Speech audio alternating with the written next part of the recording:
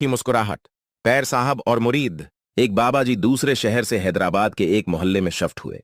नहायत ही खूबसूरत और हुसैन सफीद बालों से लगता था। कोई बहुत बड़े पीर हैं।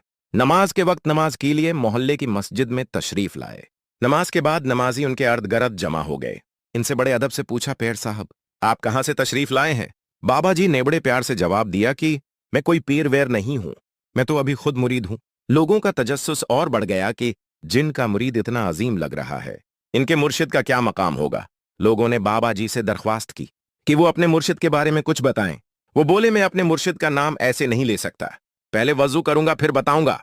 मस्जिद में मौजूद सब लोग इंतजार करने लगे। बाबा जी ने पहले वजू की, फिर 2 रकात नमाज पढ़कर दुआ मांग, फिर इतना रोए कि दामन गीला हो गया। उसके बाद इंतहाई अकीदत व एहतराम से बोले, मैं अपनी बीवी का मुरीद हूं।